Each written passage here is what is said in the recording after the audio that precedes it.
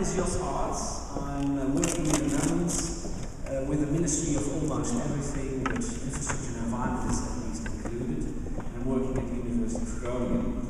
I'm co-chairing this session with Lea den Broeder and Bert Enseling. And Lea den Broeder just 5 minutes ago arrived from the airport. It was quite a mess there. But luckily she's here. What are we talking about? What we see more and more in the Netherlands at least, and we suspect also in other countries, that is that we see a changing position of information, scientific information, and of experts. Because of modern media, the internet, the wikis, the Twitter, the Facebook, etc. What we see actually is that the internet is an endless source of information and counter-information. It's available to everyone, and of course the positive thing is that this is sort of the democratization of information. Information is available to everyone. But what we also see is that the quality of information is not always checked, and this opinion is as valuable as that opinion, irrespective of the quality of the information. And what we see also quickly hypes are developing, if they are really true or not, the urban legends, the hoaxes. And what we want to explore here is this quality of information that was the basic of impact assessment, the starting point of the NEPA, National Environmental Protection Act, in America in 1969. It has developed a process which is of scientific, rational rigorousness. And how does that work in this modern context? The communal knowledge, is that true, or is it negotiated nonsense? So the questions we ask you, and that's why we hope you are in front, and we hope to have a sort of discussion with this panel and with you yourself. What does this mean to impact assessment, this development? And who is actually the expert? How to deal with the consequences? What are the consequences for impact assessment? It will be a discussion between panel and audience, and we hope that all the presenters will keep it sweet and short, and that they will give their points, their view on quality review, on how knowledge is used and discussed in practice, and we will have a quite nice array of presentations. First, Lea den Broeder, just from the airport, will talk about trust the health expert or not. Lea is working with the Dutch Institute for Health and Environmental Quality. I've just translated by myself. Then we will have 2 presentations from the UK by a bunch of speakers. First, Josh Fothergill of IAIA, he works with IAIA Institute in the UK, will provide a presentation about a new standard for EIAs in the UK. Then Orlando Van, who works with a UK consultancy, will go on this issue. Then we will have Rui Coelho, I'm not pronouncing this well, but sorry for that. He will talk about EIA coordination, a tool for decision making, the Portuguese view. Then we go back to the Netherlands with Bert Enseling, and he is discussing this issue of the expert in the internet era. I ask all the presenters to be, quite short, in 5-7 minutes, and perhaps we can do a technical question, but thereafter we want not only the experts here to be discussing things, but especially also with you, other experts, community. So that's for now, and I invite Lea to come.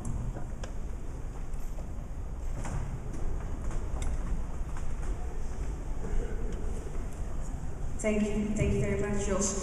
Yeah, I'm going to talk to you about a field that is familiar to some of you, maybe not all of you, at least not as experts, but maybe as a citizen and hopefully not as patients.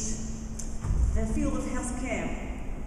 I'm going to present you 2 cases to show what happened to expertise and the trust in experts in the field of health. The first case is about It's about ventilated heating in a new city district. This is a heating system that reuses the air going out through the ventilation to heat up the air coming in. And the people that lived in those houses complained about health problems, and they ascribed that to the ventilation system in their newly built homes. They were very disappointed because they had expected fresh air forever. There were quite a number of people with lung problems who had specifically chosen to go and live there. They were disappointed because instead they got health complaints. Then the municipal health authorities carried out a study and couldn't find much of a cause of the health problems. They saw that the air quality was slightly worse in these new houses as compared to the other ones, but not so much that you would expect health complaints to come out of that. Still, the people were not happy with that, with the outcomes. They got all the information and they got meetings like this one, sitting in a big room, people from the municipality talking to them. They were not happy, and my institute, Netherlands Institute of Public Health and Environment, carried out a second study. And again, it was shown that yes, there were a few minor problems, technical problems that could be solved, but solving the technical problems would probably not solve the health problems. And that was also reported to the people living there, the inhabitants of those houses.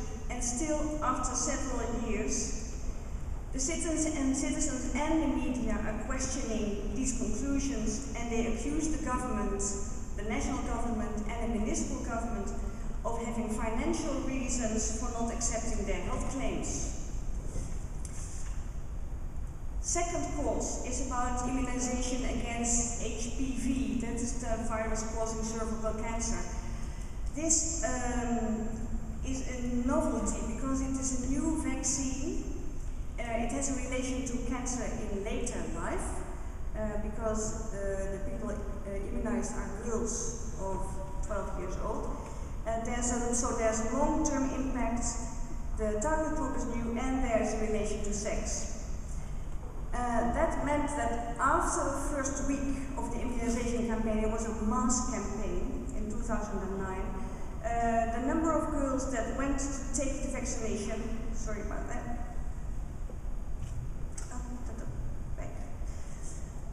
was less than 50%, even though my institute who coordinated the campaign had counted on 75%. Groups opposing the immunization used simple messages like immunization does not guarantee 100% protection, which is true. The long-term impacts are unknown, which is true because it is a new immunization. And good girls, read monogamous girls, do not need HPV vaccination. And then wild theories plot ground, including vaccination kills, it makes you infertile, your hair will fall out, it is just a large-scale medical experiment carried out, financed by the pharma industry. The vaccine contains nanochips that will make you infertile, you will get genital warts, and even the vaccine will make girls lesbians. There was an important role of the internet and aggressive internet communication through Hives and Twitter focused on these target groups. And factual evidence, as presented by the good old 100-year-old Institute of IAIA12 and local health authorities, did not help at all to regain trust in the program. And the program management even felt that the distrust didn't only concern this specific new vaccine, but all immunization schemes that we have in the Netherlands. So new approaches need to be piloted, where there's more room for doubts and fears of the general public, and flexibility of the scheme and smaller scale campaigns, tailor-made information, and more individual choices for time and place, vaccinations, etc. The people from my institute, they lived in an old world. It's the world in which you could say, immunization is good for you because we say so. And we have behind us the holy land of science, which is not permitted to go for ordinary people. But whilst we will still convey that message, the citizens would just trust the wisdom of the crowd and they would rely on rumors, ideas and myths because there was very little communication going on. What we should have done was say, welcome, talk to us, what are your concerns, what are your fears? Let's see what's true about it. Let's really listen to that and discuss it. And the Holy Land of Science is open to everybody. It is already because it's all over the internet. So what we need to do, one of the things that we need to do is relate to everything that's out there in social media and not just see it as a nuisance and a problem, but something that we can really use to communicate and be in better contact with our audiences. Thank you.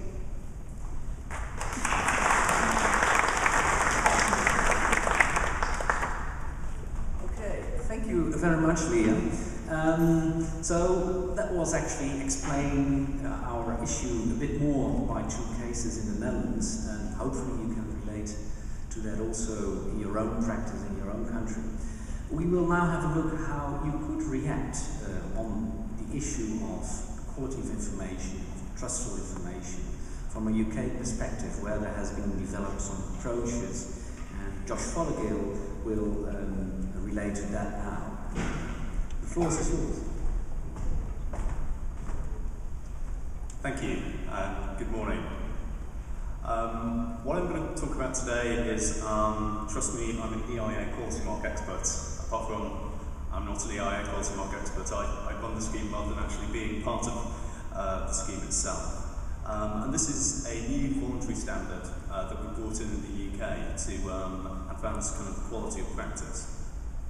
So just to give you some context in a UK situation, the scheme relates to EIA, and since 1988, when we brought in our regulations as a result of the European Directive, over 10,000 assessments have been undertaken. So it's a well-established market, but can we actually trust the experts? I'll be looking into can clients trust the experts. My colleague Orlando will be looking more at the stakeholder side of things. So if you want to know more about the UK context and what's going on in terms of practice, we did this report last year, you can find that on the internet, I won't dwell on that. That talks about the state of EIA practice in the UK at the moment. The quality mark itself, in terms of a scheme, it's a voluntary code of practice for the organisation, so it's a corporate initiative that coordinates statutory EIAs in the UK. And effectively it acts for them as an annual independent review of their EIA capabilities and performance. So these are all the organisations that are currently members of the scheme. They cover at least a third of all the environmental statements that are being produced in the UK. So it's quite a powerful tool, being in the EIA kind of quality mark, to allow us to work together as a partnership to improve the quality of practice. And the overall aim, I suppose, in the long term, is to create a standard that sits above minimum legislative compliance, and aims to remove poor quality EIAs, of which we still do have some in the UK, and generally increase all the EIA in the UK to sit at the level of the quality mark standard, which looks at kind of compliance, but also looks at good practice activities. Sorry, going the wrong way. So coming on to the theme of this session, whose trust is being sought? Well, the EIA quality mark aims to enhance trust of a number of different parties. Obviously, organisations sign up to this, they pay their membership fees in order to kind of enhance themselves in the market and demonstrate that they believe they're undertaking and they can prove they're undertaking effective assessment. So it's good for developers and for clients. And that's what I'll focus on, as to whether developers and clients should trust EIA quality mark organisations. It builds trust for consenting authorities that they're willing to be independently checked in terms of a random selection of their work. And it should hopefully, as it becomes more aware in stakeholders, build trust to stakeholders in the expertise of those registered under the scheme. So it's client trust in the EIA consultant's expertise. That's obviously a fundamental of the consultancy business. And then there's also a need to gain and maintain stakeholder trusts, and that's becoming increasingly important, as was identified in the previous presentation. So So the quality mark itself is based around the organisation signing up to 7 commitments. They're up there, I'm not going to go through them all, but the ones that I will be focusing on are the EIA management process, so how they actually integrate that into their organisation in relation to perhaps business management systems, quality management systems, environmental management systems. Their team capabilities, so how they bring staff on board, how they train them up, how they continue that internal communication, and how they keep that ongoing performance. And then the other one I'll be looking at is the regulatory compliance, and that's looked at through looking at environmental statements and checking them against the requirements of our UK regulations, and also referring back to the directive. So the overall question here is, should clients, should developers be trusting those organisations on the EIA quality mark to be their expert in terms of EIA? So what you're seeing here is the generalised findings of the first year and a half's operation of the EIA quality mark. And this is a bit of a first because we haven't actually released this information to the registrants as yet. We've only just finished the first year, and this is really the first time this is being kind of publicly displayed. So looking at a question of should clients trust the EIA quality marks to be their experts, we look at in terms of compliance against EIA management. Are they effectively managing their EIA processes within their organisations? Are they linking in their sub-consultants? Are they communicating with their client well? We find, in 90% of cases that is the case. 90% pass rates, very, very few failures in that area. Some concerns, and about 40% of those concerns really relating to their organisation's understanding of how the EIA overall had an outcome on the project in terms of the long term when it's actually developed. We look at team capabilities, that's performing very well as well. So they're very good at kind of training their staff in terms of making sure that they're internally communicating developments in EIA. The concerns there, a third of those driven by a lack of mentoring, so a lack of support for their more junior staff building up through the firm.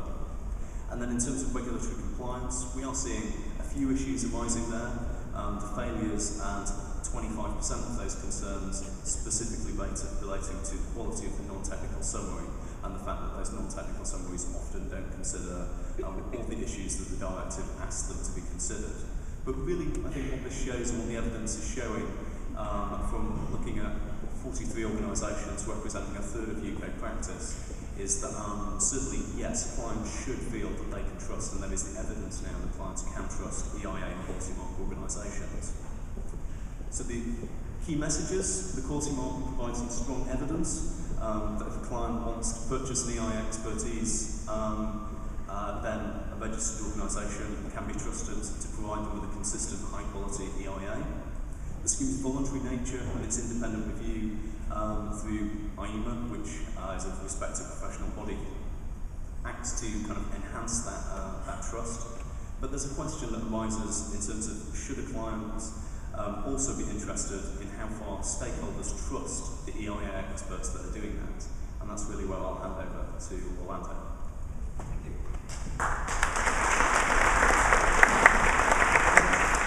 Thank you, Josh. Are there some, informative questions, technical questions to yours, or are we going on and then do questions in general? Is someone, yeah?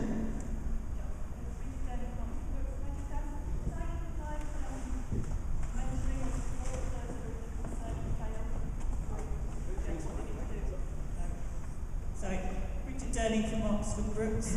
Do IAIA provide help for those consultants that fall within the concern or fail category?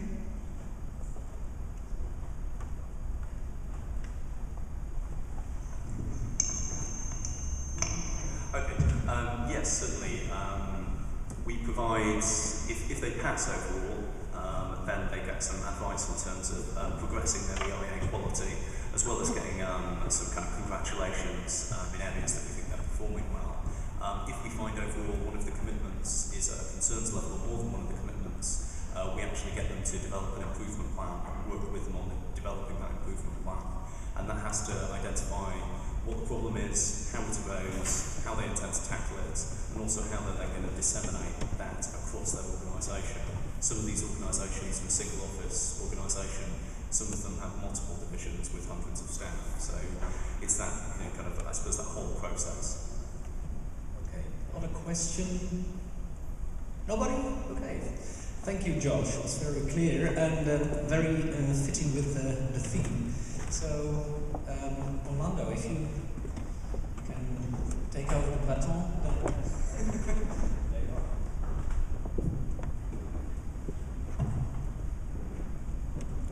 Good morning, everyone. As Josh has nicely set me up, I'm continuing with this discussion in relation to the IAIA quality mark. As well as obviously working for Shriek Environmental, I'm a panel reviewer for IAIA. So I've been at the coalface with a number of other colleagues, some of them I can see in the room today, actually undertaking some of the reviews of the environment statements and also having the discussions with the companies as part of commitment 1 and 2 undertaking the EIA. So it's actually been an extremely interesting process for me, having the opportunity to talk to people as well as seeing the production of these EIAs. So I'm going to continue the discussion in relation to the quality mark with respect to the other 3 EIA commitments, leaving the one on the improving EIA practice. But I'm talking about it in relation to the EIA context and influence, the commitment regarding the content, and the commitment regarding the communication. Now, Josh really, as he said himself, he looked at this and the first 3 in relation to whether the clients could trust the quality mark applicants undertaking these reviews. And certainly in doing so, he really considered this regulatory compliance. You know, are they doing it? Are they doing this correctly? Are they going to, you know, obviously meet regulatory requirements? Perhaps I think these next 3, 4, 5, and 6, these commitments relate more to good practice EIA. And I'm going to consider this really from the perspective of whether EIA stakeholders and particularly community groups and local groups, whether they can trust these EIA registrants for the quality mark. So another set of pie charts for me. If you look at these, again, the first impression is, I'd say, a resounding yes. In relation to, if I can go back actually one step, I should just maybe explain for people who are not familiar with this. Under each commitment for 5 and 6, there's a number of categories. And under those categories, criteria, which are essentially questions which allow the assessor to check against. So for example, under EI context and influence, it examines the scoping process, it also looks at consultation, and it looks at alternatives. So some of these pie charts really relate to the categories under the commitments. So for these 4 categories here, which relate to those commitments, you can see that the green representing a pass, you can see that essentially they appear to be doing very well. In fact, from a technical point of view, what's your population? How many are you talking about here? I think it was approximately 55 have been reviewed in total. And thank you. So I should probably reflect that my presentation here is based on a summary of all the results of all the EIs that have been reviewed by all the reviewers, not just my personal reflection of the ones that I've reviewed. So I think it's in total approximately 55. Thank you.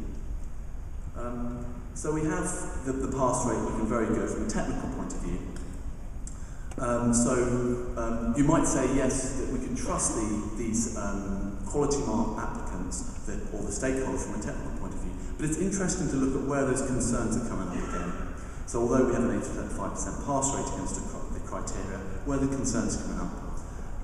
With scoping, it was relation really to not explaining where those issues that have been scoped out, why they've been scoped out, if they're raised earlier in the discussion, which ones have been scoped out and why.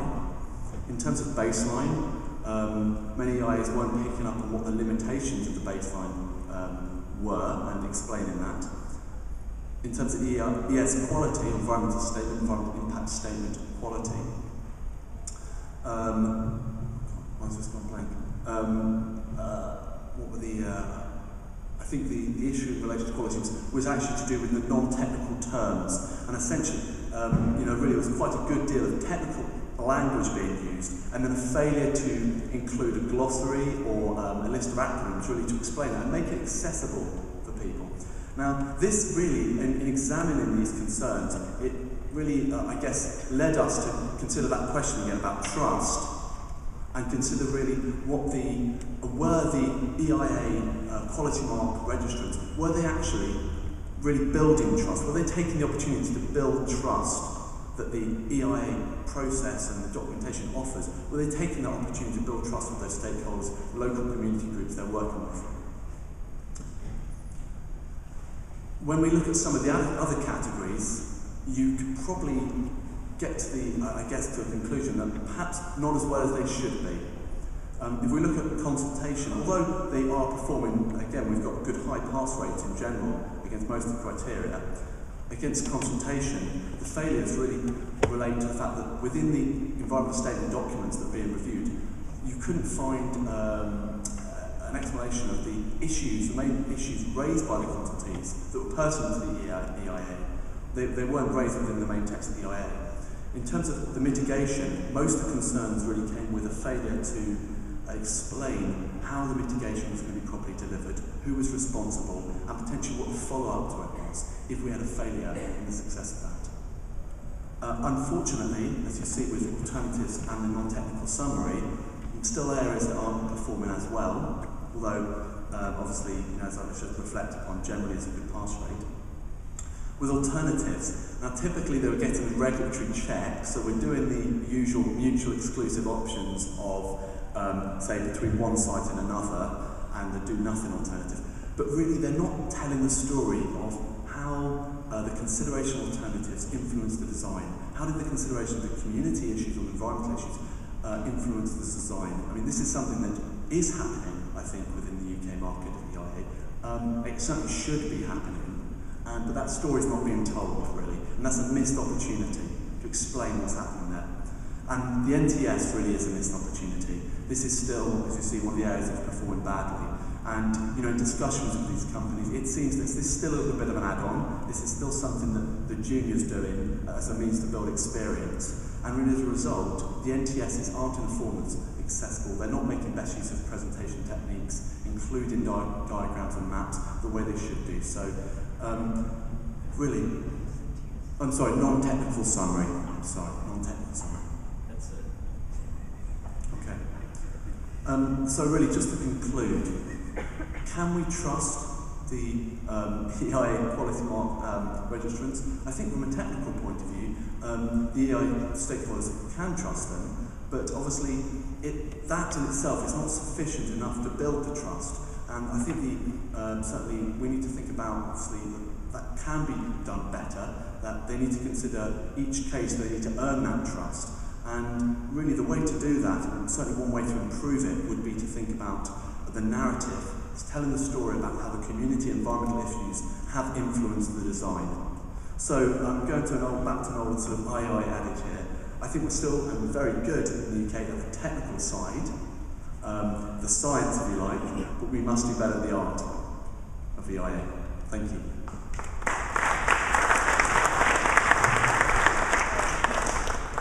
Thank you, Orlando.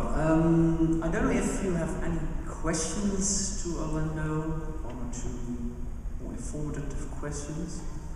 Yes, in the back, there's Bill Sheet. Thank you for sitting in the back so I can walk to you. Okay. Good morning, Bill. What is your question? Thanks, Orlando. It's to both you and Josh, really, I suppose. It's basically around this issue of trust in the registrant.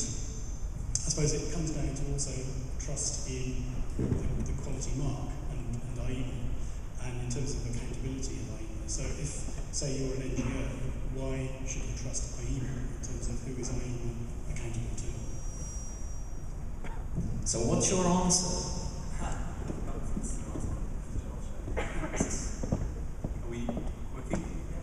Okay. Certainly, I mean, IAIA I probably didn't explain particularly well with the short-term presentation, but IAIA is the UK's leading professional body for environmental professionals. We have 15,000 members who are working across business, across consultancy, in government and in academia to push forward standards. So I suppose the trust comes from the organisation, the scale of the organisation, and its ongoing standards. So we have, obviously, as would be expected with a professional body, various panels and technical panels who kind of maintain our standards and develop our standards in terms of professional competence. And I suppose a level of trust can be assessed of who listens to us and kind of are we influential. And we certainly work with many government departments in the UK, in the devolved administrations around the UK, so the Scottish Government, Wales as well, and also at the Commission level, in order to provide direction. And then also wider than that, we are the UK national experts on ISO 14001's review. So the Institute and its staff and its members are the trusted people out in business delivering environmental performance improvements across the UK and globally with our global members. Okay, last question. I go for Julio, he's nearby. Please, short question. Okay. I found quite interesting, more a comment in the question. Very interesting to notice that the non-technical summary was the major failure of your review. And in Portugal, we did a review in 1997, and that was also the main conclusion about the quality of the environmental impact study, was the non-technical summary. And we produced a good criteria published in 1998, specifically to the non-technical summary. That was reviewed 10 years after, so it was published a reviewed version in 2008. That's my comment. And as far as I know, there are not such guidance or criteria specifically directed for the non-technical summary. And my question is that IAIA has some guidance or quality criteria for preparing non-technical summaries? Otherwise, you can buy them here.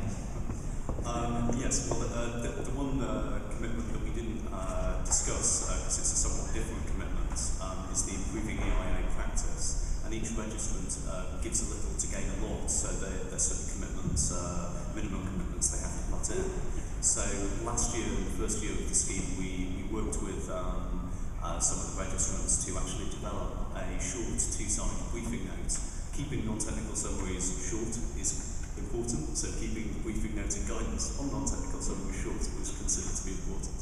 And that was released in January this year and provided to all registrants, as well as being available to IAIA members in general as well. So we have begun to start activities in partnership with the registrants to resolve some of the issues that were found. Okay. I suggest that we go on to the final last presentation, a short presentation by Rui Coelho about IAIA coordination and how that relates to trust and experts.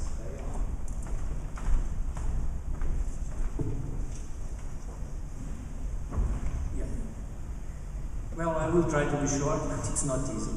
And then I want to talk about coordination, and this is the key point of my view, of our view. It is that really in the stage we are, coordination in principle in the projects of energy, it is more and more important for the success of IAIA and also for the environment in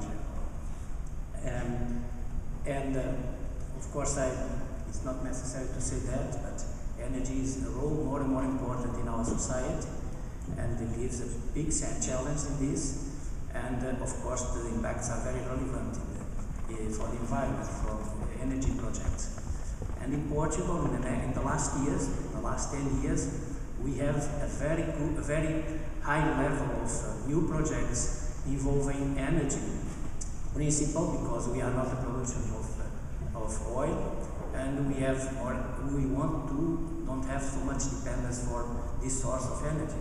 Then we try to use as maximum as possible and renewable energy, and this is a major opportunity for us. For instance, together with rough idea, in my company, myself, I am involved in the last 10 years in more than 121 projects, some of them very big in energy, and all of types of new energy and new sources, and involve me all the country and also abroad. That means wind farms, hydroelectric power stations, power lines, that means transportation of energy, gas pipelines, refineries, all product storage facilities, power plants, liquefied natural gas. We have several places and new facilities about this, and then there are a huge experience, and that's why I'm talking also so important, the coordination of phase in all of this. And why? Mainly for 5 big reasons in the last times. Because, as we have talked before here, there are an increasing framework complexity in all involvement of these projects. That means legislation, constraints, planning in the areas, in all the regions, demands from authorities and locals. And then it's necessary for the coordinators to be in a permanent update and a global vision of all of this, because you need to inform the promoter in a very early stage and define the priorities for the environment impact statement. Of course, for this, the complexity of the energy projects are huge, and then there are a lot of needs and obligations even in the promoter. That means that the IAIA and the targets and the goals of IAIA are a little bit restrictions, a lot of methodology restriction because of time, because of obligations, contract obligations, all of that. And then we must, I can say, fight and give a lot of information to try to avoid this type of problems. Then there are here big constraints for coordination of IAIA. More than that, about design solution. This is a huge and a major problem of our question in the coordination. That means that we are, of course, specialists in environment, but we must be as much as possible specialists in the energy alternatives and solutions and technologies. This is very important because in this type of projects, very complex, it's necessary to know very well the technology, to know the best practice, to know the best way to construct, and then to give in a very early stage this information and give this type of baseline for the project, because as you know, project is the major problem, or it is the major, if we do have a good project, we have a good environment solution. If we have a bad project, it will be everything between, it will be, more difficult. Then, there are this situation of the increasing specialization of the teams of IAIA. As we talk here about coordination, we see this. For certain types of projects, we have more than 40 specialists in our team.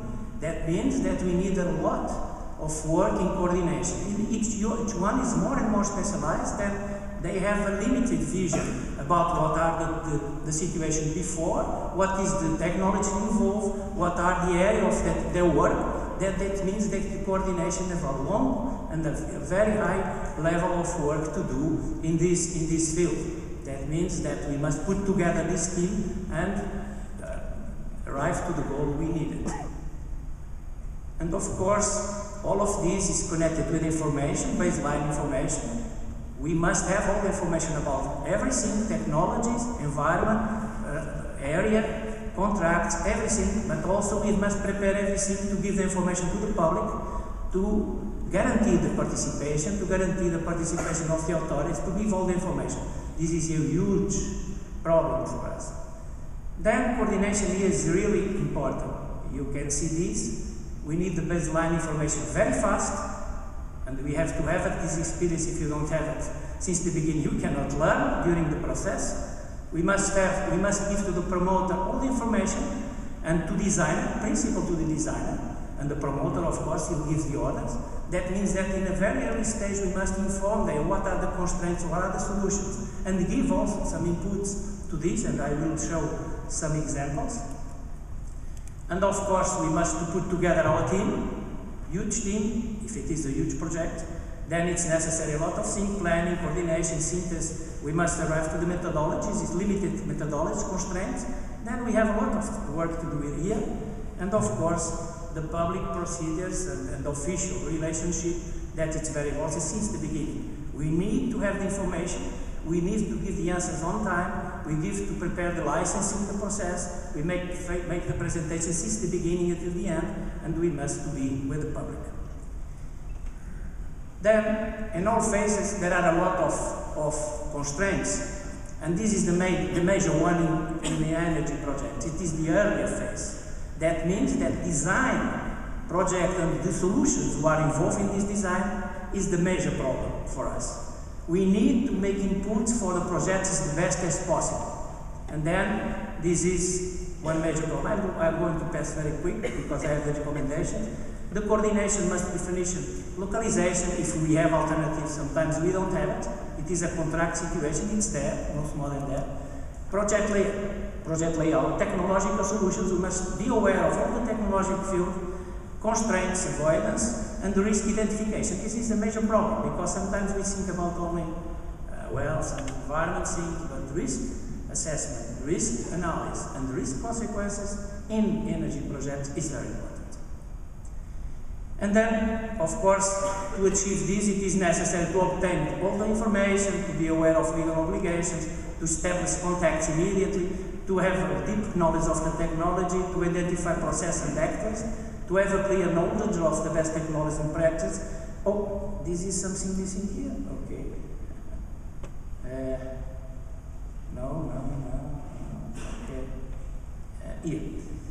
And of course, this is one thing that have been talked before about this certification system. But what is the major problem with us, with the promoter and with designer? It is credibility.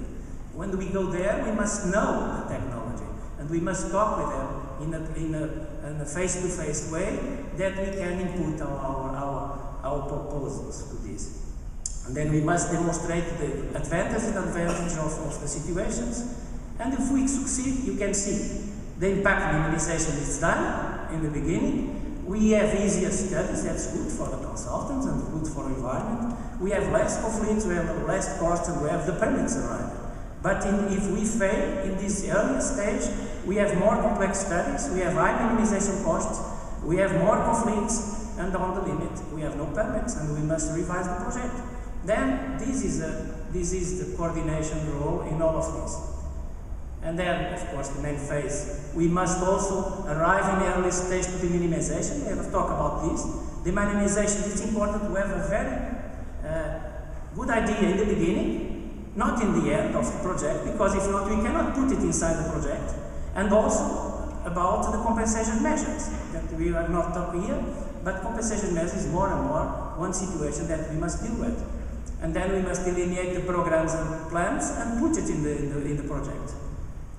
And then it means, okay, all of these, to make the contacts, to obtain from the specialized task information, to maintain a permanent dialogue with the promoter and the designer. And in the final phase, prepare all the communication and all the participation of the public. Then I'm going to give 2 or 3 examples very fast, okay, if they allow me, the coordination. For instance, a big combined cycle plan. It is, of course, it is one place, it is a contract with the government, it's necessary to be there, and then there are an involvement of a natural and social very sensitive area, high technology involved, we must know it from the beginning, contractual obligations, then we must give them time the solutions. They have decided to do it in a old plant, an old site. We have all of these conditions that you can see here.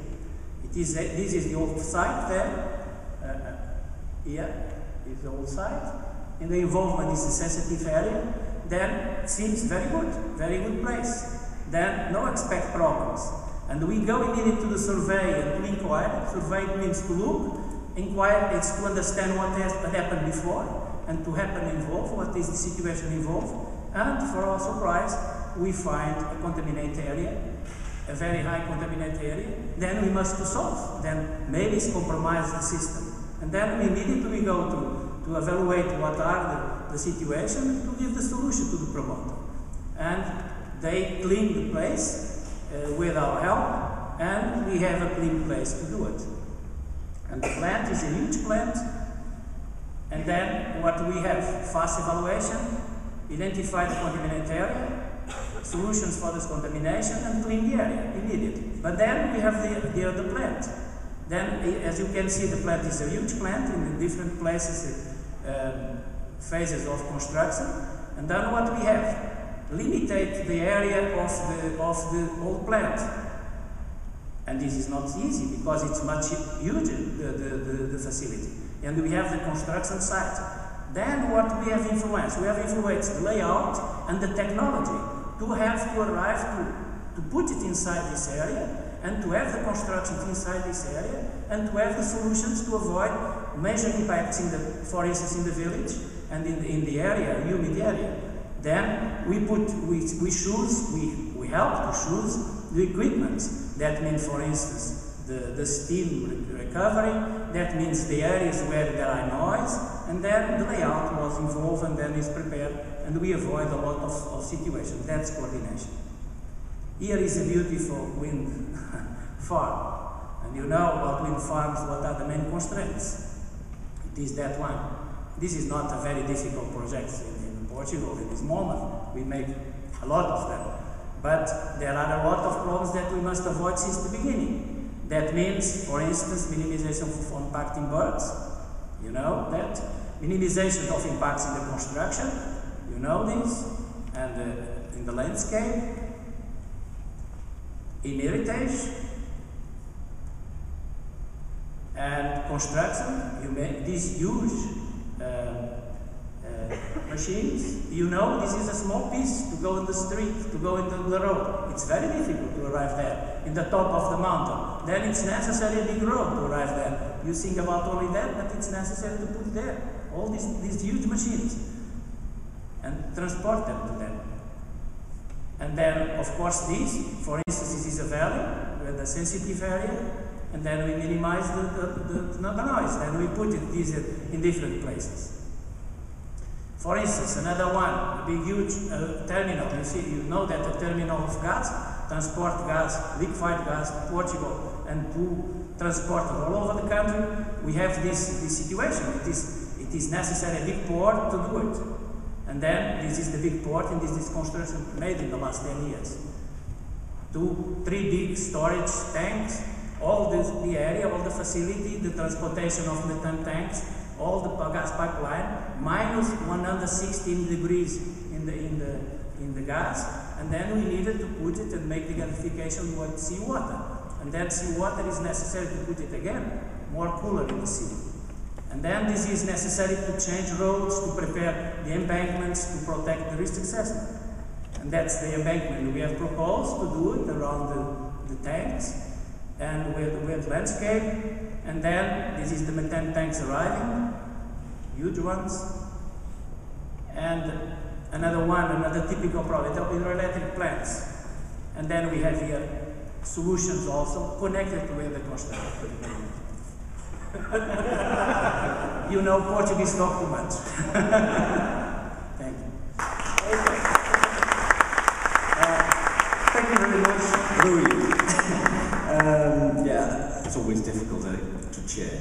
I think you did give very clear insight, examples of how to prevent that you go into a failure and a downward cycle of problems and more problems and even more problems, and how you can solve that by just doing your work well. I don't know if someone has a question to Ruiz. There he is. Okay. I do one question. Very strict. I go there.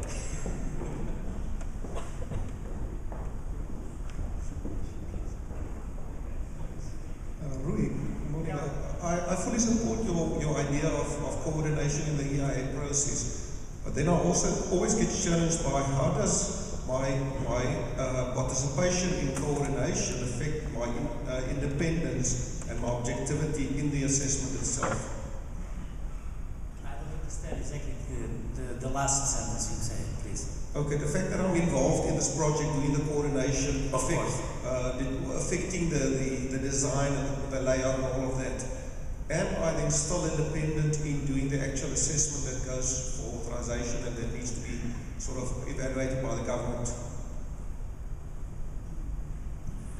If I understand your question, of course it must be done, but you know, when we prepare all the relationships with the promoter and the designer, that's our job also to make the minimum, the minimization of impact since the beginning, not in the end, not preparing a big survey, a big impact statement and give it there, and in the end there are a lot of conflicts. Then we must avoid since the beginning, and in the end we have a clean project that the government is going to decide. But we must inform in the design, in the project, in the area, all the steps we have done, all the solutions we have avoided, all the situations. This is the measure role of us. Then our role is not to prepare a paper outside the promoter, but to prepare it with the promoter and try to convince them this is best for the environment and best for him also. Okay. There's a question here, Ross. Thank you, it's been an excellent session. I have the honour of probably managing the largest EIA coordination group within safeguarding group within a sort of public sector body in the UK. When I speak to my directors, the words that they use, which weren't on your slides, which I thought were fantastic slides, are reputation, resource management, and the promotion of sustainable outcomes. And I think these are important factors that are crucial to our role. And thank you for recognising the role. I agree absolutely. Okay, we go to the last presentation. That's Bert Ensering, and he also tries to bring us back to the general discussion. Bert? I'll try to. Let's see.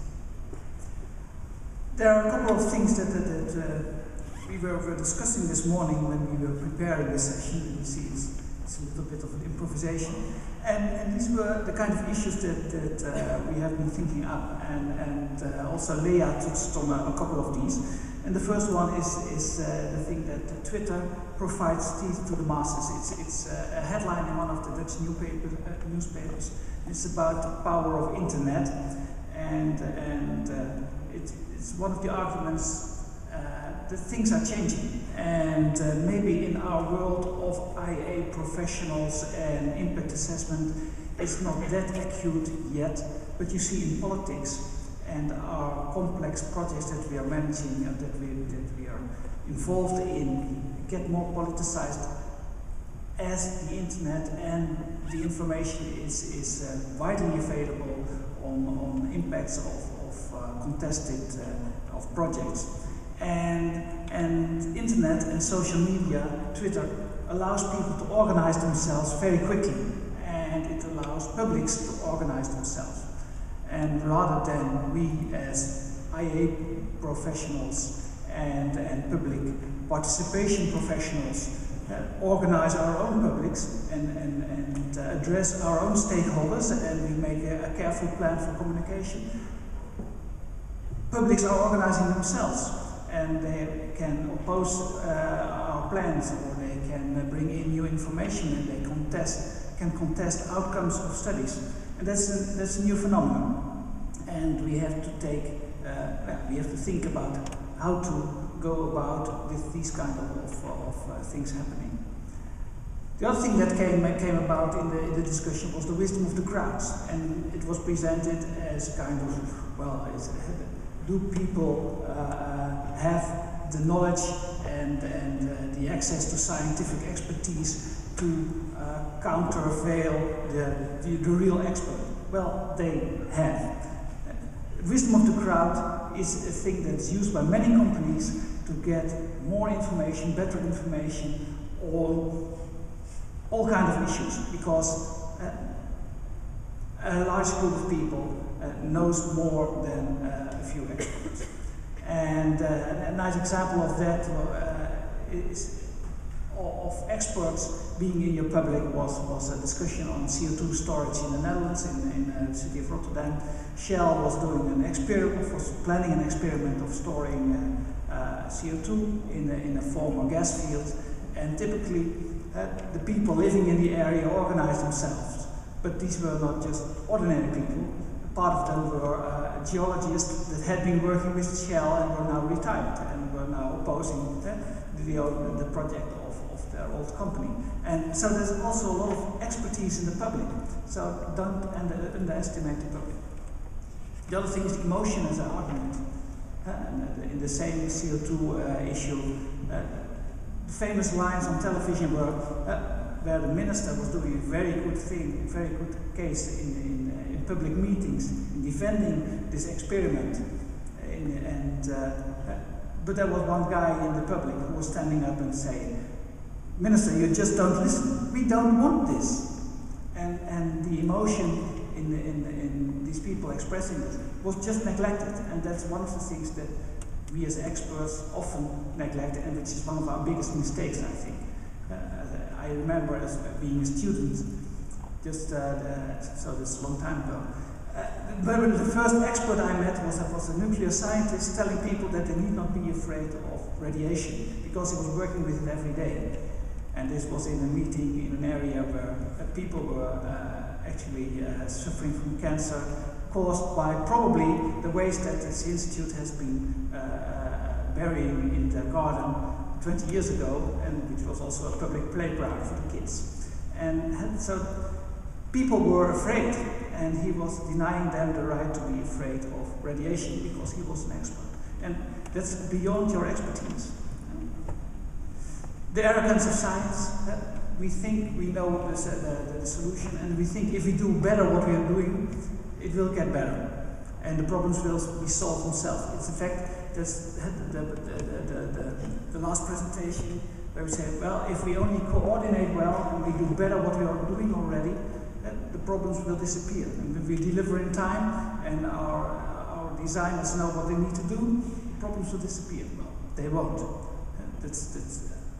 I'm quite confident that these problems will occur every time you have a problem where people are involved and affected, and where information is available and people are able to organize themselves and will do so.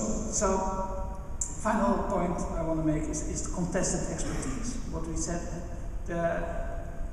we are all biased in what information we take, and we do trust, we are scientists and we have all been well educated, and we read our scientific journals, but I would invite you to read back in old, 20, 30 years old numbers of impact assessment and project appraisal, and I guess that you will be very disappointed about what we knew and what we're doing now. And what you're reading, and everyone can read. There's access to information for everyone. You can find articles defending, let's say, nuclear energy and opposing nuclear energy. You can find articles who are boasting about CO2 storage and capture as the solution for our environmental problems, and you can find the opposite articles with the same status, by the same kind of experts, but just giving the other outcome. So expertise is contested, and people have access to this expertise, so they will use it. So it's not simple, and our life as impact assessment professionals will also not be simple because of the spread of information and the discussion that it allows to take place. And I think, in my opinion, it's a challenge, it's not a problem, it's a challenge, and we need to find a way to go about, and we have to find ways to share knowledge and to make a common understanding of the issues that are at hand. But, well, maybe I should leave it to that and try to get you involved, and I'll take the mic and go around and ask you to react on the statements that we made here at the table and have the discussion. And Jos will stand in my place and lead the discussion. Okay, thank you.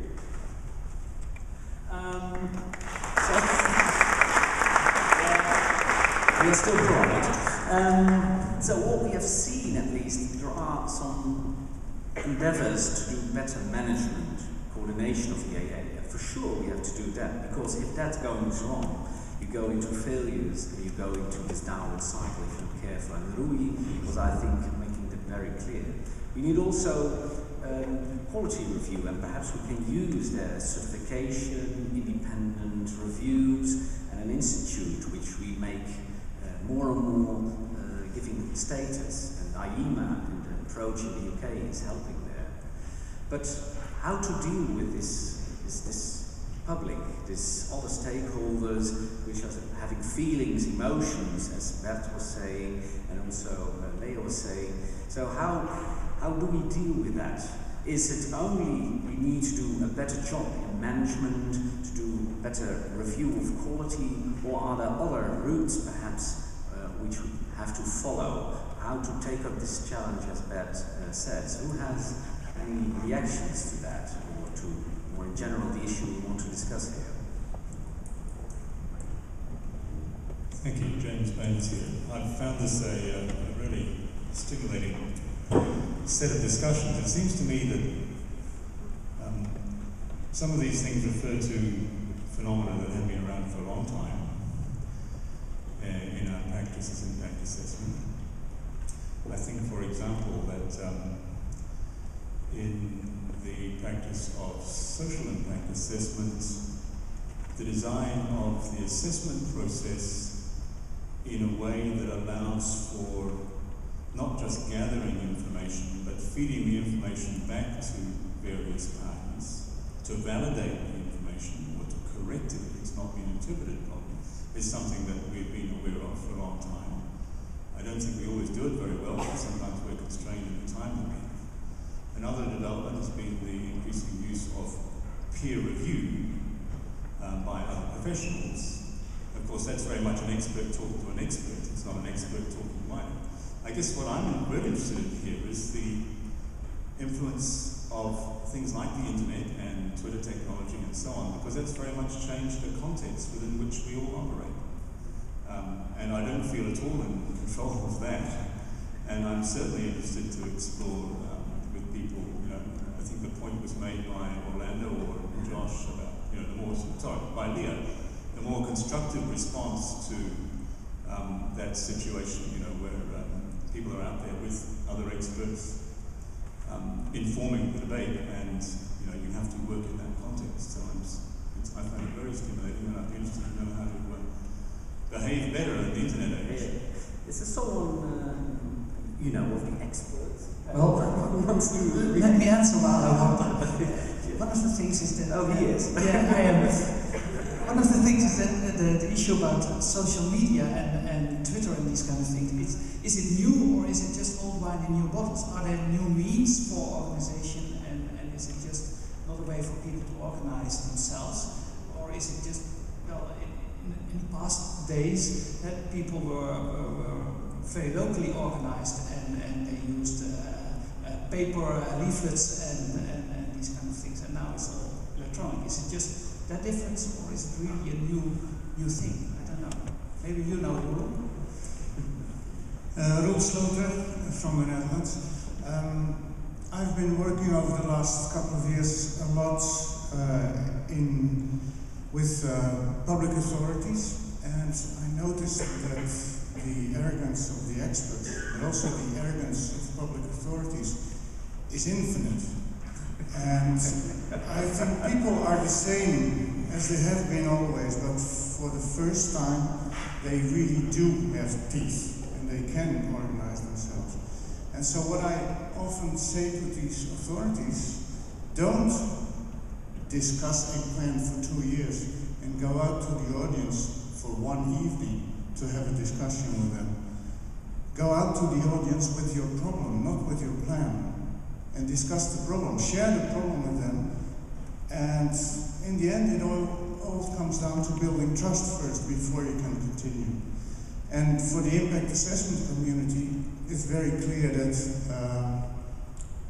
I think the scoping phase of EIA, or in SEA, it's whatever we would like to call it, is fundamental. We have to invite the audience to share the problem and to come up with jointly accepted solutions.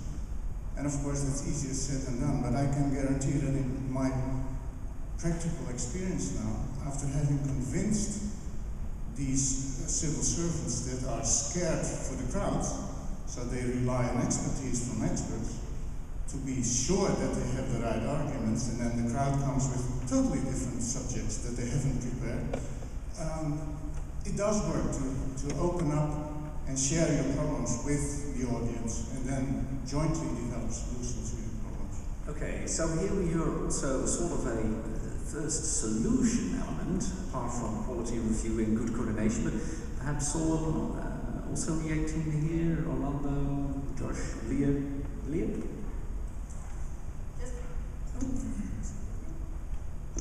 Just talk. Yes. About whether the internet and hypes and Twitter and all that is new, or is just all old wine in new barrels. I would say there is something really new about this, and that is that people can react easily, and anyone can react, not just people that are invited to react, but anyone can react in the emotion of the moment. And that means, and people react to that as well. So you get a very, very, very rapid build-up of large group emotions, which are much more difficult to respond to than just a number of people sitting in a school classroom that you can talk to. And secondly, what makes it different as well is that the public on the internet doesn't see the difference between one expert, the one that we might call a real IAIA certified expert, or an expert that is self-nominated, like in the Dutch case, an unemployed florist who says, well, I'm also, and says, well, research has shown this, that, and the other, and we all know that people don't see the difference. And that difference is very hard to make visible on the internet and in the internet discussion. So yes, I think it's new. Okay, so that's especially the issue of the quality of information behind the arguments which is there. Other people who have deep thoughts about this issue because we think it's a big issue. But Ross, the deep thinker, is there. That? Okay. Oh, Elsa is here. Sorry, yeah, but you were standing in front of us, so I couldn't see it. So. Hi, Elsa from University of Strathclyde, and I was just going to say exactly what you said, so it's kind of weird to someone just before you to say the point you're going to make, which is about some of those joint decisions. But I thought as well that in terms of an interesting case study for the ones of you that were not at SCA Prague, the Scottish government, when it came to the development of offshore wind farms, and they did a huge public consultation exercise, but then the public got together, so to say, through Twitter and through Facebook, and they really opposed particularly two sides. And it's a very interesting case study of how the social media that affected. And then they actually, the Scottish government they finished the consultation for these offshore wind farms, and then they realised they had to go back and consult again because there was so much public outcry. So they did a second consultation, and this time they did a very different approach. So instead of like, oh, here's the beautiful plan, this is absolutely wonderful, and we're thinking about this really great, they went more like, okay, tell us what your problems, which is exactly what Dio was saying. Tell us what your problems are. And in the end, two of the sites got cancelled, and they're not going to be developed. So it's an interesting case study, people are interested. And in relation to joint decisions, the other thing I was going to say, which tying a bit to Paul Coelho, which is the us versus them in terms of the developer versus the IAIA expert. And I think we need to bridge that gap as well of talking together with the developer, so that we are thinking together on what's best, rather than, trust me, I'm an expert in the environment, and you're going to change your plan, but it'll be okay, so let's work together as well. Okay. That was correcting me, so first there, and later on you will be there. I've seen your... Okay. Right, thank you. Morgan Hopflash from SIAIA, Namibia. I think our experience with the wisdom of the masses has been that it results very much in what we found as better EIAs. In areas where communities are organized or get organized, the EIA consultants really need to have their data in order, need to make sure they cover all the gaps. And we found that it results in better EIA. So that's on the positive side of of it all as well. But an issue I think that Leah brought up as well was, well, you've got experts and you've got self-professed experts, which tells you you've got information based on data, based on knowledge, and then you've got nonsense. And nonsense is quite often very attractive for the masses, for people. And how you deal with that, I don't know. And maybe someone can tell us.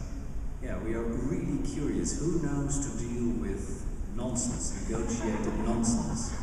That's really interesting. There are some answers there, so we go quickly there and then come back. Okay, who is really having a good reaction to how to deal with that? Heidi, are you? Because that's a big issue, isn't it? Thank you. I would come back to the question, who is expert? Sorry? Are you talking about nonsense? Yes, I'm talking about nonsense. That's exactly what I mean. Who is the expert? Is my I would come back to this question.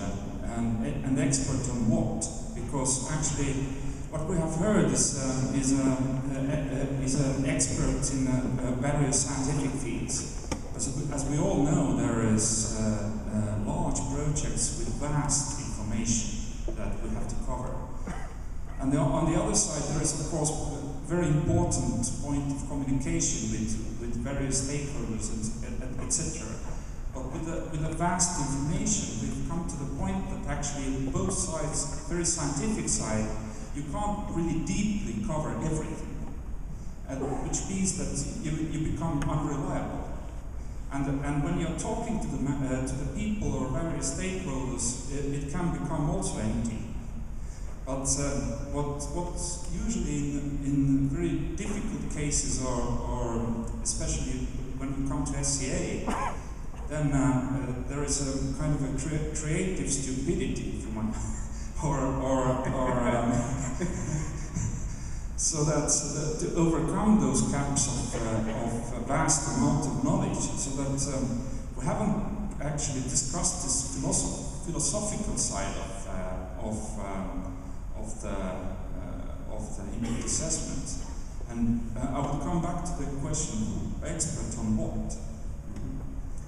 Okay. Is it an expert on some scientific field, expert on communication or negotiations, I would say even rather, or expert on generalization or stupidity? Yeah. But do we have people who know to deal with nonsense?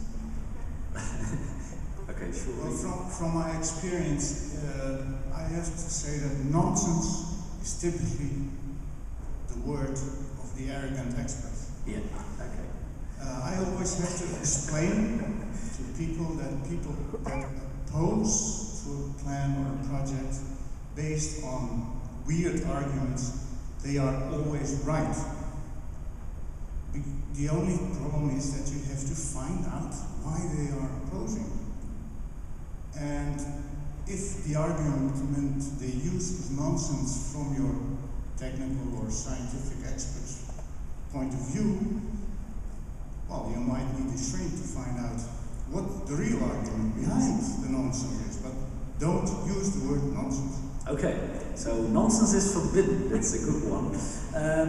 We go in the back, and then Ross will be there. Okay, there's a mic already there. That's suddenly there. Bring your own mic, and you can talk everywhere in IAIA. Okay.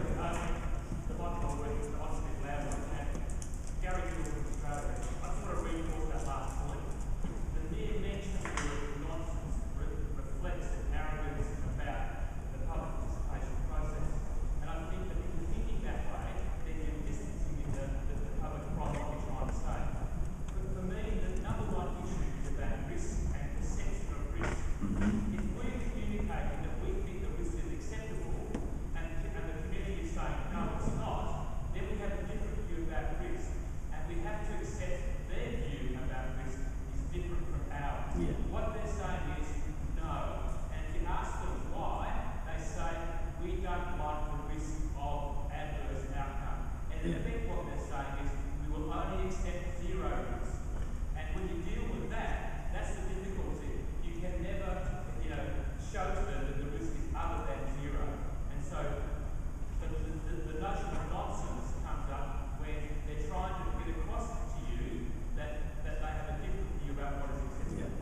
think that's a very good comment.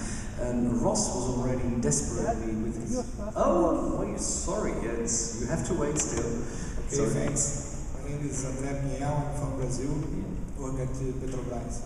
And I don't know who in the front table will be the answer, but the question is, we can consider the universities like an IAIA expert, and the second is to Josh and Orlando. If in the UK there is this kind of experience, choose university and do the IAIA studies. So is there a role for the universities? And so your reaction, one of you? Yeah, Leah? First and then... Specifically to the question, in terms of the role of universities, there are certainly a number of very good universities in the UK who do lead on the kind of academic side and research side. In terms of impact assessment, there is a need to extend the knowledge exchange between the universities and practitioners. That would explain it.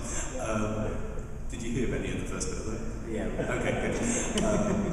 To extend the knowledge exchange between them, and in terms of linking it to the quality mark, is that something? Is this one okay? I mean, hopefully you've answered the question of universities and I think its role. What it prompted in my mind is really another reflection on the results of this quality mark. I've found the different attitudes, I think, to how people consider themselves experts within perhaps the different organisations undertaking the IAs. So obviously within the UK market we have planning consultancies, we have engineering consultancies, we have bespoke environment consultancies, and it's interesting to me the different attitudes I think they take to the EIA as its function as a tool, and really where they see themselves as experts in relation to local communities really. So I better not say too much more than that, but just to note there is differences I think in this attitudes, and that might relate to their education in relation to EIA or their disciplines and specialisms, I'm not sure. It also relates to what Rui was making clear, the different specializations you have more and more, and how to coordinate it carefully so they are not having a discussion between themselves, but really to do that in a coordinated way. I was just going to cover off in terms of the link between universities and the quality mark directly. Yeah. There will be some around research, but a number of our review panel members are consultants, but a number of them are experts from universities as well. Leah?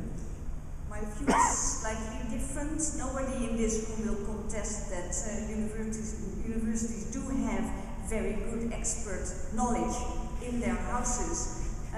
What they do very often not have are very good communication experts in their houses, and people who know how to operate in modern times through the social media and through the other media, not being the social ones.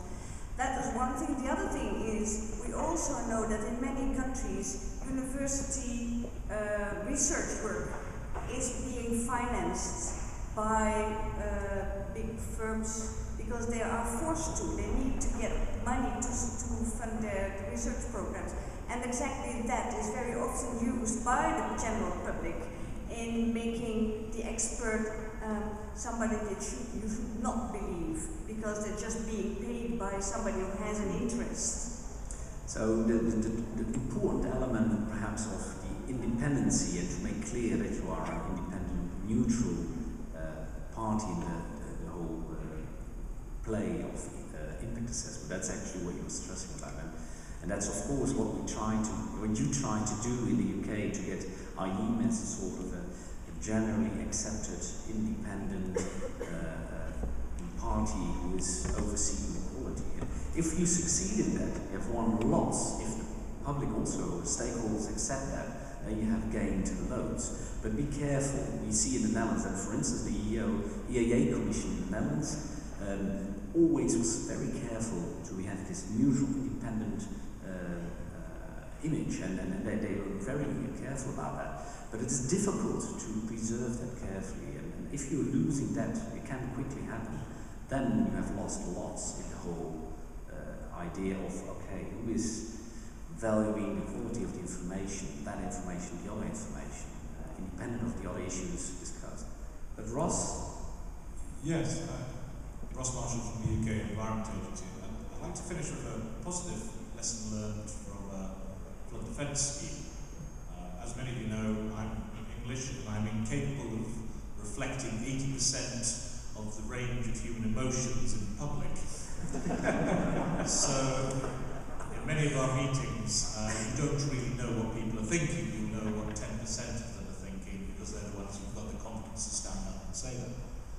And in this meeting, a very controversial scheme, and it probably reflects the experience of many people who here, you presented a public workshop, you presented to communities, you go away and you wring your hands as you try and work out how did the meeting go.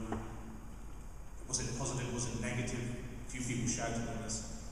In this occasion, it was a very lively meeting. It was confused, different opinions. The team walked away and they were sitting there, drinks after saying, well, how did it go? And we had a manager from another part of the Environment Agency who works in our customer call centre.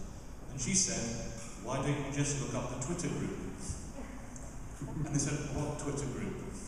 The Twitter group about your scheme. So within 5 minutes, we knew exactly how the meeting had gone, what had worked well, what misinformation people had gone away with, what they didn't understand, and areas they wanted more information from. It was a very simple solution, otherwise we were sat there for the next few weeks wondering how did that meeting go. Okay, thank you, Ross. Can I just make one last point, and perhaps some of our social impact assessment colleagues could explain this. Why are mobs ignorant but crowds have wisdom? So who dares? I think it's very important in such a session that who has been silent until now one of the things wants we were to react, perhaps. One of the things we were wondering about is this a typical European or Northern American issue, or is it also prevalent in Africa or Asia? Do you reckon? Yeah, there is a lady. So really, please, because perhaps we are just dealing with this European flavor thing, you know. We are Western again. I just want to comment on the whole Twitter experience. Batimako from South African National Roads Agency. For us, it can be highly relevant, it can also be totally irrelevant. If we're building roads in rural areas, for example, and get a Twitter group, chances are they're not affected by that road at all. They're probably sitting in an urban area somewhere that being emotional about something that doesn't really affect them. So you won't really know what the people, the local communities are thinking and how they're affected. So it's, again, as a non-consultant, it's one thing that we always pick up. I think it's a very important issue. Who is shouting hardest is not perceived the person who is having experienced the impacts the most, is it? So to be aware of the selectiveness of processes. I just wanted to talk about public opposition to some of the projects. You may have public opposition that is not explained, and you may say it's nonsense, but you have to look into the details, and you may find hidden agendas. And the hidden agendas mainly talk about what's in it for me. People want to benefit from projects. And then you may have to deal with compensations, and but people doesn't say, I want to get compensated right away. They just want you to come and ask them about what's in it for them. So that's also a very good one, not only talking about negative issues, but also what the positive side. Are there some, it's almost paused. I see Francois. I think just a comment maybe is that I think this also speaks to the debate a few years ago on the role of science in impact assessment. I think the fact that I think science have failed decision makers. I don't think it's only the public. I think decision makers are also skeptical. And I think also the debate about having to understand how decision-making works, which is quite an old debate, but I think also talks to this theme. You're right. In Perth, we were discussing science and art of impact assessment and relate actually implicitly back to that, the role of science, but what's more than science. And actually, much what actually Josh, Orlando, and Rui were discussing was actually the art of doing a neat, just good, rigorous IAIA, which is very important actually. Just the art of doing your work carefully, your homework carefully. Just a very quick thing, because we've been putting emotion as part of the public, and we're putting the expert as the independent, sort of cold, scientific No, person. we are not doing that. Okay. You do that. Be Okay, careful what we are but saying. the expert can be very emotional too. So if someone has been studying a particular type of snail for the last 25 years, they will really care about this particular snail, so they will have a lot of baggage. There is an emotion involved also. Your whole life is vanished. Okay, the last one. That's an interesting point, isn't it? That experts are considered experts. They are humans, not because of their values or preferences, but because of their knowledge. I mean, that's what makes an expert an expert. But that's not to say that values and preferences aren't also important. No. And I don't think anyone's an expert in values and preferences unless they happen to do an awful lot of research on people's values and preferences. So I think values and preferences go into whether we want something. Expertise can tell us whether there's something that we want or don't want will affect us in certain ways. So I think when it comes to trust and so on, we dismiss values and preferences at our peril because they are important. But no expert has any claim on a particular value. Mm-hmm. Okay, that's a very good one, and also not an easy remark, but we can contemplate about that during lunch. I don't know, Beth, Leah, do you want to, as co-chairs, do you want to react on something which is said, or was I want to do some last remarks? I see someone, okay, a last one because you're there. But otherwise I'd rather finish. Yes, I'm Joseph Kobsheshe from Uganda. Yeah. I'm wondering if IMA's idea of quality marking the experts, so-called experts, is a good way to adopt and to go, or if it may create confusion because there are all these standardization signs people look out for, and I'm wondering if it wouldn't be a better idea, say for example, to push for more say national legislation, because you have all these institutions in the UK. There's that IMA, and I think there are also other 2 or 3 or 4 leading institutions. So if each of these was to come up with an independent certification method, wouldn't that confuse proponents, or would it be really a good idea to push for national registration of certified environmental impact practitioners? So, Alana, Josh, do you want to react shortly? It's more like